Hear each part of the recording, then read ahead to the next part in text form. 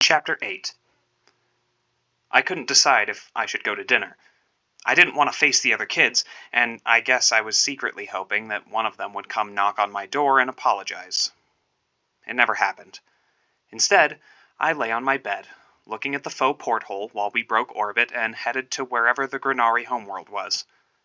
At first, I felt pathetic, but as I watched the moon and then Mars pass by, the wonder of it all made me momentarily forget how miserable my first day in space had been. Then, an automated voice came over the speaker system. "Prepare to exit standard space."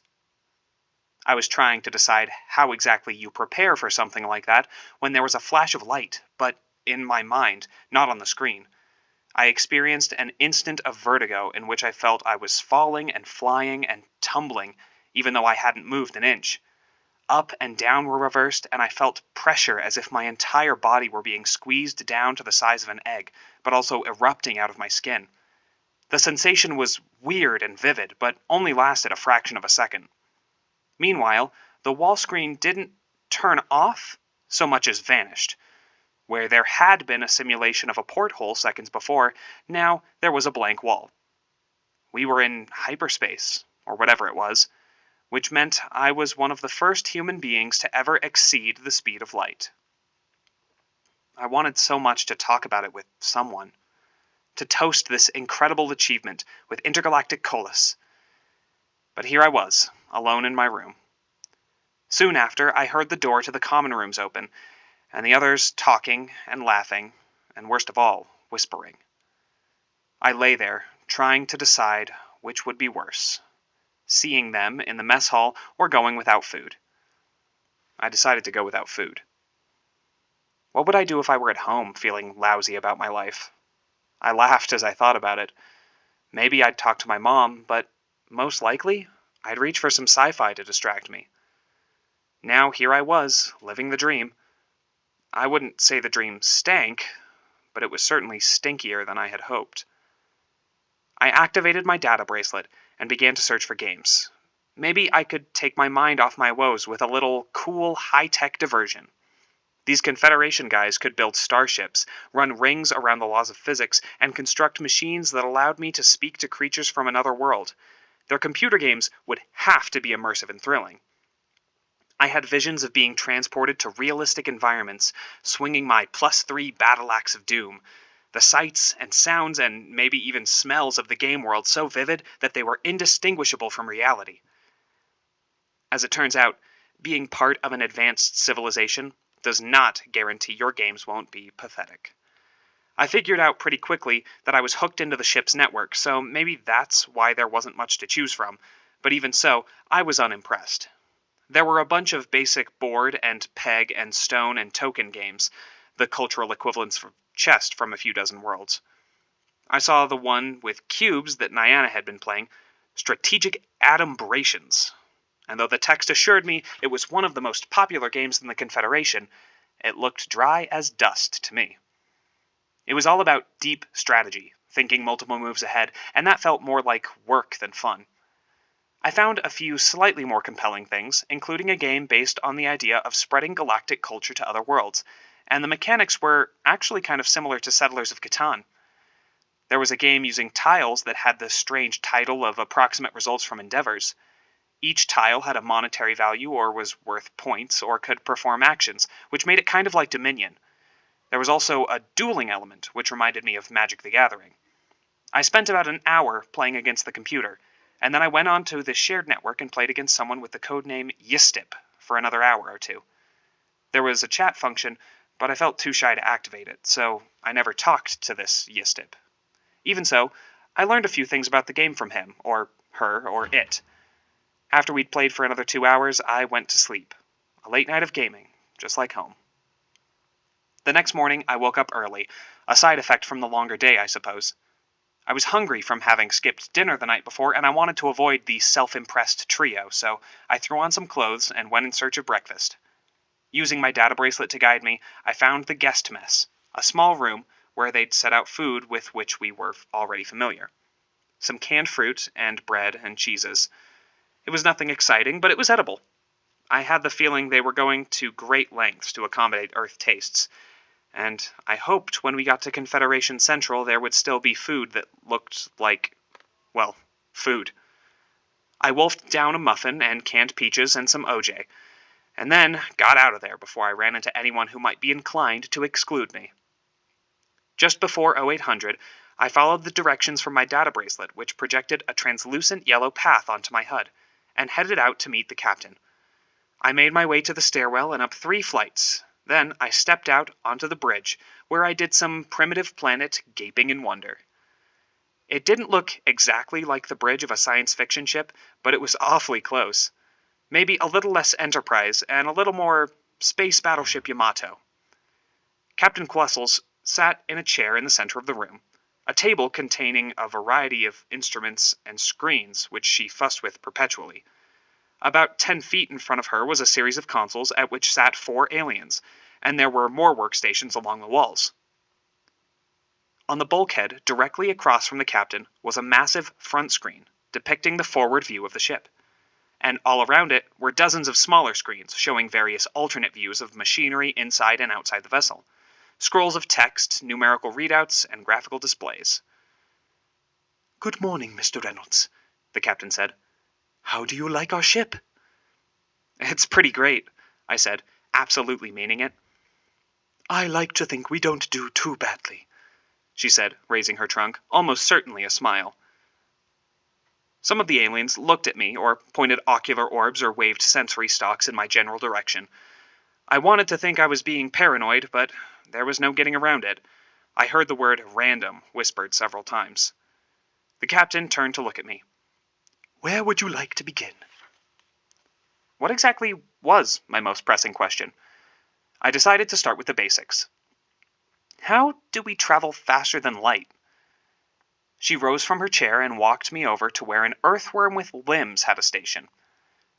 "Mr. Zekel, would you care to explain to our guest about our propulsion system?" "Sure thing," he said. His eye stalks jiggled distractingly when he spoke. "You understand the basic problems of approaching light speed in normal space?" I told him I did, though my understanding was, I had no doubt, limited by his standards. "We have conventional engines that allow us to accelerate to somewhere in the range of 1/4 light speed, though warnings go off like crazy when we hit velocities that risk incurring time dilation effects. For interstellar travel, the physics is quite complicated, and there's some debate about whether we move at all, or if we actually stay still while the universe moves around us. But we use technology that essentially allows us to punch holes in space-time and then navigate through the apertures we create. Right now, we're not technically in the universe, and we're not really moving faster than light, so we're safe from the effects of extreme speed." "So, you create wormholes?" His eye stalks stopped jiggling and met my gaze, and he pressed one hand to his wormy body, an evident gesture of confusion. "Wormholes?" "Like passageways in space," I tried again. He thought about this for a moment, or perhaps his translator was compensating for the idea of worms, which might have struck close to home. "I think so, yes. We call it tunneling. You enter an opening, and then you come out at the determined location. It's not quite instantaneous, but the ship can traverse nearly 60 light-years in the course of a standard day." "Very concise, Mr. Zekel," the captain said, taking me by the arm and moving me away from his station. "He used to spend an hour saying basically the same thing. He'd actually explain the equations to anyone who was polite enough not to walk away." "Ma'am, the equations are interesting," Zekel called as we walked away. The tour continued, and I spoke briefly to Wimlow, the stick insect communications officer, and then we went to the helm station, which was operated by a giant otter with a sharp and hooked beak. "Miss Yistip," the captain said, "can you explain the basic functioning of the helm to Mr. Reynolds?" "Maybe," the creature said, in a high and distinctly feminine voice, "if he promises me a rematch at approximate results from endeavors." "That was you?" I couldn't suppress a smile. "It was me," she said. "You're good for a beginner. If you like, you can meet me in the officer's lounge after 2200 and we'll play a few rounds." I'd love that. The humans didn't much like me, but the beaked otter thought I was okay. After Yistip gave me a quick rundown of how the helm worked, we moved on to the weapons console. Sitting there was a short and squat being with large black eyes that had no irises. A decidedly hog-like snout protruded ungracefully from its face, and it had a pair of menacing tusks on either side. It was covered with tough gray hide, and thick ropey hair like dreadlocks hung from its head. "Mr. Urch," the captain said, "please show our guest how the weapon station works." "Do you use weapons often?" I asked. I thought the Confederation was peaceful. "We are," the captain said, "but not everyone else is." Urch rose from his seat and gestured towards it. He was the same height as I was, but broad and muscular, and he held himself like he was struggling against the urge to commit unspeakable acts of violence. "Sit," he said with a grunt. It seemed like doing what he said was a good idea. I sat. "Let me show you a simulation." He pressed a few buttons on the display console, and a grid appeared, green against a black background. The outlines of 2 enemy ships manifested.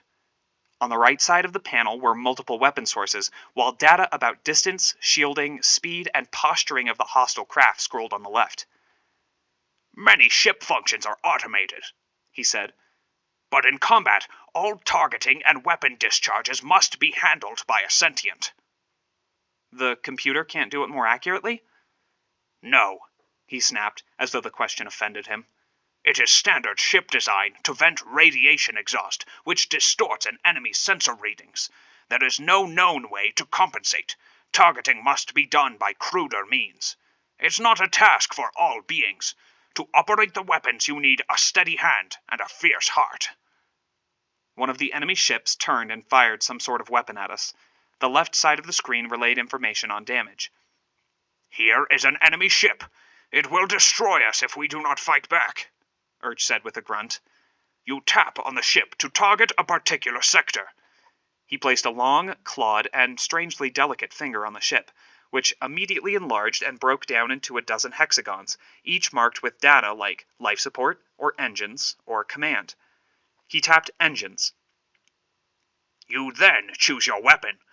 The phased particle beam, or PPB, the dark matter missile, or the plasma lance." He tapped the PPB button. Then, when the word commit appeared on the screen, he tapped that. A mock beam fired at the ship, and there was a simulated explosion on the screen. The ship was crippled. "No offense," I said, "but that looks kind of easy." "We're in teaching mode," he snorted. "Real combat is fast and chaotic and messy. Achieving a weapons lock is challenging. Do you want to try a more lifelike simulation?" "Sure," I said. He pressed a few more buttons. "See what you can do, random." The screen cleared for a moment, and then blinked back to life. 3 enemy vessels appeared on the screen, and they were all turning to fire at me. It was, in fact, fast and chaotic and messy. Damage reports scrolled down the side of the screen faster than I could read them. The ship itself moved constantly, and when I reached out to touch it, it was already gone. I tried again, this time anticipating its movements, and targeting its weapon system.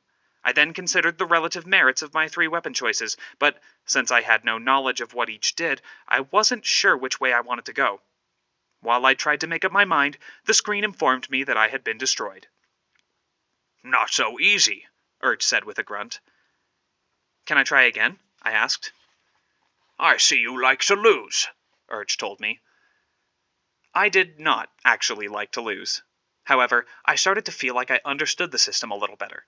The setup reminded me of a much more complicated and unforgiving version of the mini-games you sometimes find in sci-fi, action, or role-playing games. I'm not saying that playing video games somehow trained me for real space combat the way that it did in the classic film The Last Starfighter, but I didn't feel entirely lost. When the simulation began, I focused immediately on the weapon system of the first ship and fired at it with a PPB, which missed. I still didn't know what the difference between the weapons was, but I knew this one worked, and that was good enough for now. The ship flittered around my screen, making it difficult to get a weapons lock, but I saw a pattern to the movement after a moment, and the third time I tried, I was able to jump in an instant before it shifted position. I obtained a lock and fired the PPB, and then immediately targeted the weapon system of the other 2 ships. It took a few tries, but I was able to cripple their offensive capabilities before my ship took too much damage. Then, I quickly fired at their life support systems of each ship. The computer informed me that the enemy forces were requesting terms for surrender. I looked up at Urch and grinned. "Easy," I said. He grunted. The captain looked at the monitor. "Not bad, Mr. Reynolds. The computer gives you a 67% efficiency rating. What is your rating, Mr. Urch?" He scowled at me. "In actual combat situations, I am rated 64%. It is a greater challenge when there are lives depending on you." Realizing I had just possibly made an enemy of a crazed boar creature who had claws on his fingers and whose main function on the ship was to kill people, I thought it might be a good idea to retrench. I rose and held up my hands in surrender. "I know, you're right. Anyway, that was just beginner's luck." He locked his diabolical black eyes on my far less diabolical green ones. "Luck," he said, "runs out." The captain led me away before I could make any more enemies and mess up my situation on the ship any worse than I already had. We toured the rest of the ship, and if it proved less interesting, it was still great to get a better sense of where things were and how they worked. I dragged things on as long as possible, because I didn't want to have to go back to my bunk and lie there with nothing to do except avoid the other humans, and now the angry weapons officer. The captain was obviously busy, but when she dropped me off at my door, she eyed me with concern, if I interpreted her hammerhead expression correctly. "If you like, you can come back tomorrow when we pick up the Grenadi. It won't be exciting, but you will get to see bridge officers engage in their duties as we drop into and then out of relativistic space. Learning how starships work has its advantages, if you know what I mean." I did not know what she meant, and she must have understood my blank expression. "Take a look at your experience points," she said. I made an effort to see the readout at the bottom left of my HUD, and there it was. It now read 1014 over 1000. My tour had earned me enough points to level up. I broke into a grin. "Nice. I'll be there tomorrow." She put one of her heavy hands on my shoulder and locked onto my face with her huge, wide-set eyes. "I know the randoms can be made to feel isolated," she said. "Trust me when I tell you, you do not have to be limited by the others in your delegation. You will find many opportunities to contribute." I found Dr. Roop in the observation lounge, a room towards the back of the ship that had a large wall where I supposed a large window would appear when we returned to normal space.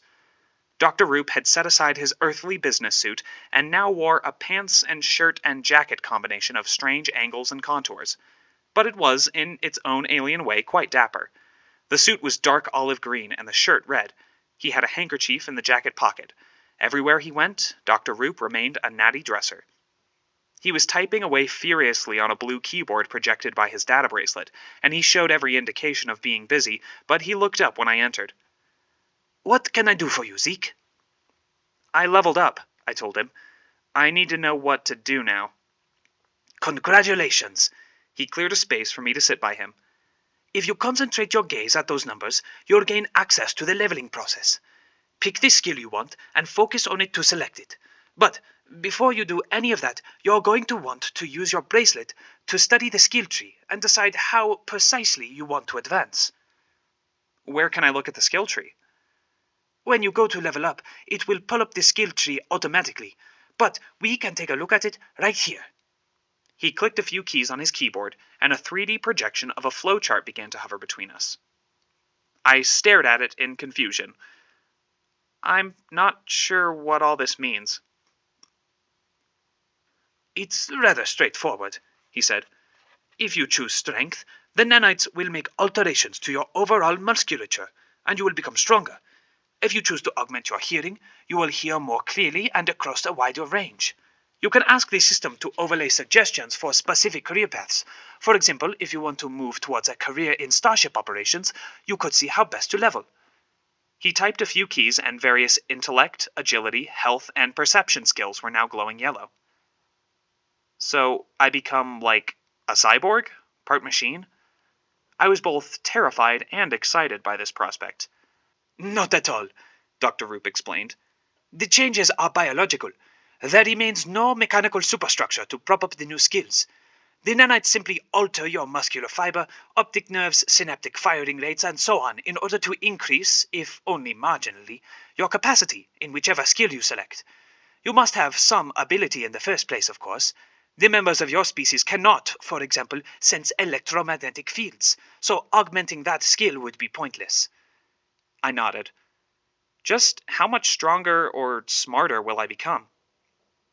You will likely not feel significantly different after a single leveling, or even after 10 levelings, but over time they do accumulate most remarkably. But how can these nanites rewrite what I am and what I can do? Dr. Roop widened his eyes in the giraffe smile equivalent. We're not entirely sure how the process is effected. We only know that it works. Another example of former technology, I thought. Another way in which the Confederation, as Miss Price suggested, were inheritors of greatness rather than being great themselves. But was it so wrong that they were willing to take advantage of scraps left to them by the Lords of Handwavium? In his show, Colony Alpha, my father had depicted two civilizations engaging in an arms race to acquire the remnants of a mysterious and vanished culture, but it appeared that the Confederation was merely making use of the resources they had available. If the nanites can improve my brain functioning, couldn't they also change who I am? Couldn't someone use the nanites to implant ideas or turn me into an assassin against my will? He laughed. That, no doubt, is something you might find in one of your science fiction tales, Zeke, but it is not how things work in the Confederation. We've been using this process for centuries, and no one has ever had their personality subverted. It is not possible. Nothing is being added to your personality or emotional makeup. You remain you, only working more efficiently. And what about when I go home? I asked. If in the course of your year on Confederation Central you dedicated yourself to improving your physical condition, you would leave with more musculature than you currently possess.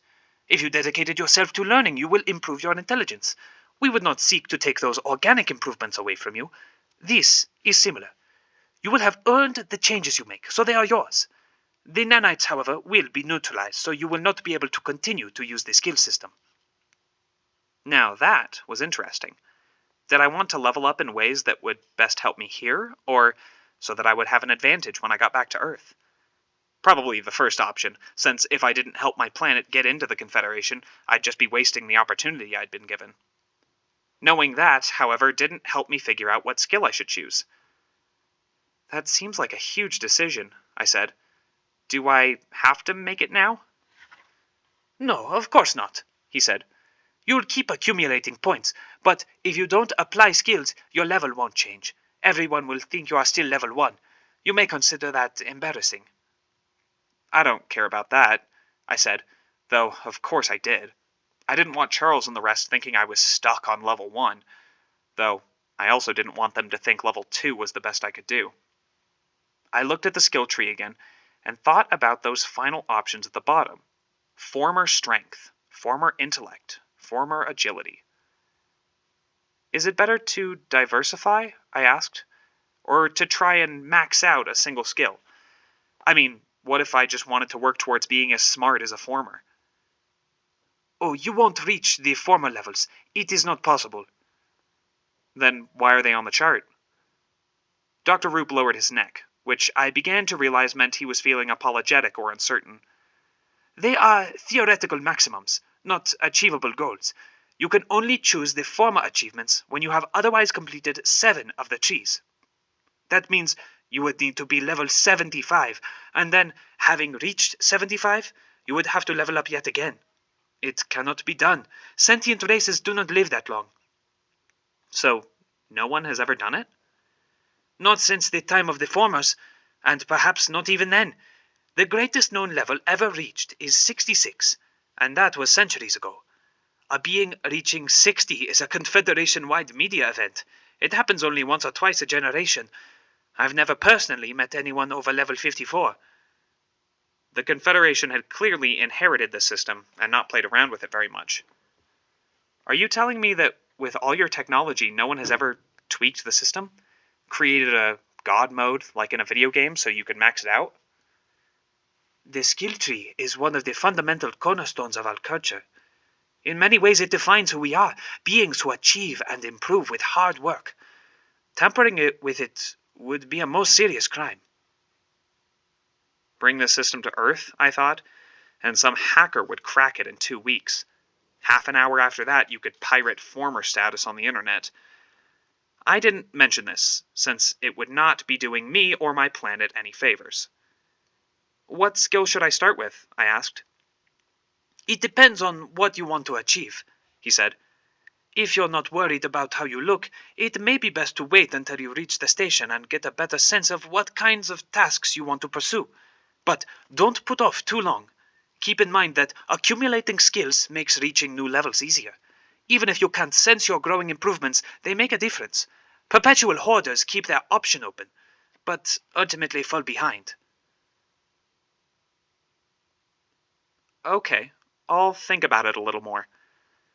I paused for a minute, not sure how I wanted to ask my next question. I liked Dr. Roop, and I did not want to stop liking him. I was afraid what I would hear if I pressured him on what was on my mind. Still, I had to know. How come you didn't tell me the others were going to treat me like this? He sighed and lowered his neck again. He appeared genuinely sad. I didn't know, Zeke. I certainly did not want to give them any ideas. No two species are alike, and you can never tell how things are going to go. They were resourceful enough to look up and examine past statistics, and they made their own decision. I tried to discourage them, but I cannot demand they do as I ask. Things will be better at the station. Why? I asked, sounding a little testier than I had intended. What's going to change? You'll meet other beings with whom you have more in common. It was like my mother, always telling me I'd make good friends at the next place we moved. I knew better by now. The new guy with no friends is never an attractive prospect. Thanks, I told him. I stepped out of the observation lounge and into the corridor, and there I almost collided with Mr. Urch, the being from the weapons station whom I'd embarrassed in front of the captain, like an idiot. "It's the weapons master," he grunted as he passed me. I hurried on, frightened, not wanting to mess things up any more than I already had. Then I stopped and turned back to him. I figured I had nothing to lose. "Mr. Urch," I called. He turned back to me, jutting out his snout to show his tusks and his sharp teeth. "What do you want?" I walked over to him, slowly, as my legs were not working at their absolute best.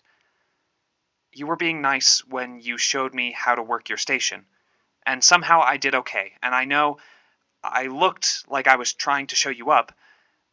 It was a dumb thing to do, and I apologize." He studied me for a moment, and then sniffed roughly through his large nose, and I felt the heat of his exhalation on my face. "It is a mistake," he told me, showing me his teeth and moving his wild hog muzzle closer to my face. "To read too much into the body language of a species with which you are unfamiliar." Considering it seemed like he was about to gore me with the tusks he happened to have sticking out of his face, I sure hoped he was right. Okay, yeah, that's probably true." "I am a Vacleer. We evolved from fierce predators. Species who evolved from herbivores and omnivores always, at first, mistake the body language of predator species. You, for example, think I am angry with you because you did well on the weapons console." Perceptive and terrifying. A nice combination. "Aren't you?" He grunted. "Pay attention to my words, not my teeth. No, I am not angry. I like to see an applicant with your skill. It pleases me. And I will tell you something else. Vacleer are new to the Confederation. 16 years ago, the first group of my species sent a delegation to Confederation Central, just as your species does now."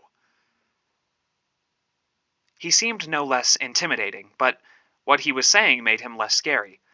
Maybe his body language thing was worth thinking about. Especially since what he had suggested was that in 16 years, humans could be serving on a ship like this. I could be serving on a ship like this. And now you're here? That's amazing. I was part of that delegation, he said, smacking his broad chest with a clenched fist. I was the random. I stared, not sure what to say, but I was strangely moved. This creature that looked like a crazed warthog was reaching out to me. So, understand that rather than knock you down and use my tusks to rip out the entrails from your soft flesh, as you apparently fear, I would prefer to offer you my help. He said it, baring his teeth and looking like the former option was the one he really had his heart set on, but I believed he meant what he said. Thanks, Mr. Urch, really, and I'm sorry for misreading you. No apology required, Urch said. He opened his jaws and showed me his alarmingly sharp teeth. I know how much there is for you to learn, and we non-herbivores have to look after one another. I've just got off duty. If you wish, you can come with me to the crew mess and eat like a real spacefarer. Then I will take you to the simulation room. You can learn a few more tricks on the weapon console. I broke into a grin. That would be great. Look at that, he said, opening his own jaws. You bare your teeth like a Vaclair. I like you more already. The crew mess was like the bar in the original Star Wars movie, only without the music or the attitude. A dizzying variety of creatures of various shapes and colors and morphologies stood in line or sat at tables talking and laughing. The selection of food was also impressive, set on a long counter full of separate trays. The formers, in all their wisdom, seemed not to have devised anything more advanced than a buffet. I stood in line with Urch and examined the overwhelming selection, not knowing what most of the dishes were, but noting that they were protected by a cosmic sneeze guard. I guess I don't get to use a food replicator, I said. He burst out laughing. Individual use of a food production unit. On a ship this size, you truly do know nothing. Wait a minute, I said. Does that mean there are food replicators? Of course, he said. Do you think we have a pantry and cooks? But food production units are massive, which is why you will find restaurants and food vendors always clustered together on Confederation Central. We have one on this ship, and the mess officer is in charge of the daily offerings. Nanotechnology? I asked. How else? The same way nanites can increase your abilities, or heal you, or even alter your appearance if you so desire. They can fabricate atoms out of different atoms, thus food. Now, let's see what we have. Don't be afraid to try something new, he said as we shuffled past our options. There were piles and globs and mounds of things I could not even guess at. Other foods were more recognizable. There were noodles, though they were the color of blueberries and oily, strange kinds of oblong fruit, a tray of what were almost certainly greens except they were bright orange. There was a lot, and I didn't know what any of it might be. I'm not a terribly fussy eater, but I still like to know roughly what something is made of before I put it in my mouth. Your HUD will alert you if you attempt to eat any substance toxic to your biochemistry. If there is no warning, it will be safe, though it may taste like excrement to you. He loaded his tray with a pool of brownish slop. What's that? I asked. Excrement, he said, in dried fruit sauce. I studied his face for signs that he was joking, but since I had no idea what those signs would look like, I quickly gave up that project. I thought your species were predators. Way back, sure. Excrement is a delicacy among many cultures on my world. Some suspect that we used to like to eat it directly from the bowels of our freshly caught prey, but there's no need to read too much into it. It tastes good. I picked up something that looked like a roll. What's this? I asked. It's a different kind of excrement. When I set it down, he made a hissing noise that I soon realized was laughter. I'm joking with you, Zeke. It's a kind of baked grain product. I know many species do not like to eat excrement. He picked up a glass of yellowish liquid. But you do drink urine, I hope. After dinner, we went to a kind of practice room that looked a little bit like a small cubicle-filled office and a little bit like one of those tiny game arcades they sometimes have in hotels. There were a series of divided consoles that could be made to operate like any workstation on the ship. Urch and I sat down at 2 adjacent cubicles, and he pressed a few buttons to lower the partition between us. He then called up his data bracelet keyboard, which looked nothing like my default keyboard. His was spherical and contained hundreds of strange markings. The sphere rotated consistently to keep up with his typing. You have to sync this station to your data bracelet so your HUD can coordinate the sim, he said. I called up my own keyboard, and he showed me what to do. It was actually fairly intuitive, given what I'd already learned about operating the data bracelet. You'll run the weapons console, and I'll handle navigation, he said. We could create artificial crewmen, including a captain if you like, but then you would have to follow orders. I think it's better if you learn some basics for now, so we'll assume you've been given freedom by the captain to proceed as we think best. I looked at the display monitor. So the sim will appear on the screen here? He opened his massive jaws and showed me his sharp teeth. Then he snorted a hearty laugh. You'll see. Is that a smile? I asked. An evil one, he said. Then he did it again. Now pay attention. The PPB, the phased particle beam, is your go-to weapon of choice. You know what dark matter is? Yeah, it's the mysterious stuff we can't perceive that makes up most of the universe. Good. You know more than I did. Just like there is dark matter, there is dark energy. Extremely powerful energy we cannot see or measure. The formers understood its secrets, and we use their technology to harness dark energy and deploy it for weapons and shielding. The dark energy causes the particle beam to phase in and out of the universe, generating power as it bursts into existence and non-existence. The PPB is fast and flexible, and there will be more or less limitless supply while the engines are running. Most battles will be fought without reaching for anything beyond the PPB. Have you been in lots of battles? No. Then he grunted in a way I couldn't interpret. We're not a warship, but there are incidents. What sort of incidents? You'll learn about it when we get to the station. Now you are learning about the weapons console. Here is the dark matter missile, which is used much less frequently. It is a physical object that employs both dark energy and negative energy to disrupt the enemy's hull at a quantum level. This allows for maximum damage from the dark matter detonations. The standard arsenal for a ship this size is 20 missiles, so there's a limited supply, and, depending on distance, they can take anywhere from 1 to 4 seconds from deployment until they reach the target. They're easier to avoid than the PPB, but if they hit, they tend to be battle enders.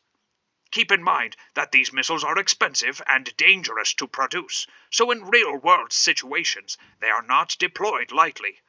After you launch, regulations require that you confirm contact and assess damages before you choose to launch another. Okay, I nodded. Finally, there's the plasma lance. Unless an enemy's shield is configured to avoid solid matter, which would make a ship vulnerable to PPB attack, this can penetrate shields and not only latch onto a hull, but become part of the hull. You use it when you are trying to capture and tow a vessel. Like a tractor beam? I asked. He made a hissing, laughing noise. Those are just in stories. In real life, you lance a vessel and tow it with a cable that the plasma energy constructs out of ambient matter in space. It is generally used only on already disabled vehicles. Now, are you ready for a sim? Sure, I said. Hold on to something, he told me, flashing another boar-like grin. Then he called up a menu on the console and used the tips of his claws to click on a few options. My data bracelet chirped and asked me if I wished to proceed with the simulation. I agreed, and almost instantaneously there was a bright flash of light. Then we were on the bridge. The main screen showed a ship coming towards us, firing weapons. Lights flashed. Alarms sounded. I may have screamed. Let me pause this for a moment, Urch said, and we were no longer on the bridge. and we were no longer being pounded by enemy fire. He hissed out a laugh. In case you haven't figured it out yet, your HUD is messing with your vision and hearing to produce a full illusion of the sim. It seems pretty realistic, doesn't it? My heart was hammering. Yeah, you might have warned me. That would not have been as much fun. I'd hoped to make you urinate with surprise, but I see your clothing is dry. Sorry to let you down. Another time, he promised. Now, are you ready to earn some experience points? It wasn't quite like being on the Star Trek holodeck. I couldn't get up and walk around, and I couldn't interact with anything but the terminal in front of me. But it was still pretty vivid. I felt the ship vibrate when we were hit. I heard the distant boom of explosive decompression and decks collapsing. I made tactical decisions that got my ship destroyed. And later, after a few attempts, I made some tactical decisions that saved my ship. Win or lose, I got to experience an actual realistic battle sim, and I was getting advice and feedback from a trained weapons officer. It was my idea of a good time. After we finished and stepped into the hall, we saw Charles, Niana, and me son walking towards us, laughing. I noticed the two girls had now also reached level 5, and Charles had reached 6. I felt a tightness in my gut just looking at them. They were going to be constant reminders that I didn't really belong here. They fell silent when they saw us. Charles looked away guiltily. Urge stepped out in front of them. Halt! They stopped and glanced at one another nervously. This corridor is off limits to guests not accompanied by an officer. You are aware of that, yes? No, sir, said Charles, worry creeping across his face. No one told us. I thought our data bracelets would warn us. Unless you tampered with them, Urge shouted. If you have altered the security protocols of this ship, the captain will send you back to Earth. And that's if you're lucky. If I find out, I will send you out an airlock. You may check my record if you think I am speaking metaphorically. I have been reprimanded in the past for such actions. Charles and Niana cringed. Me son, to her credit, stood her ground, though she looked worried. We didn't tamper with anything, and we had no idea we were breaking any rules. That is unlikely, Urge snapped. Return to your quarters at once, and know that 1,000 experience points will be deducted from each of you for this outrageous violation of ship policy. Out of my sight, omnivore scum! They scattered at once. I stared at Urge. Is that true? Which part? Any of it? No, none of it. Of course they can be here. That data bracelets would have warned them if they had ventured anywhere inappropriate. And you can't take someone's points away, but they don't know that.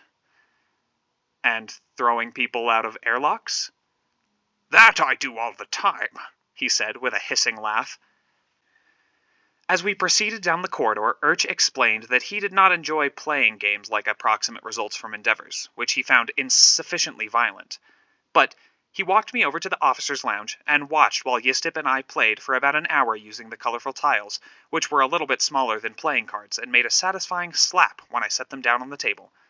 Urch then called it a night, and Yistip and I kept going for another few rounds. I won about as often as I lost, which I thought was not too bad, and Yistip seemed impressed. It takes most beings much longer to understand the mechanics, she told me as we were cleaning up and putting away the tiles. We have similar games on my planet, I told her. It must be a very advanced world, she said wistfully. It has its moments. I thanked her and headed back to my cabin, now exhausted and ready for sleep. It had been a great night, maybe one of the best nights ever, and for a little while I'd forgotten just how ostracized I'd become. And then I remembered. And I thought about how, despite all the friends I was making on the Dependable, in a few days, I'd be at Confederation Central, and everyone who had made this experience enjoyable would be gone, and I'd be alone once again.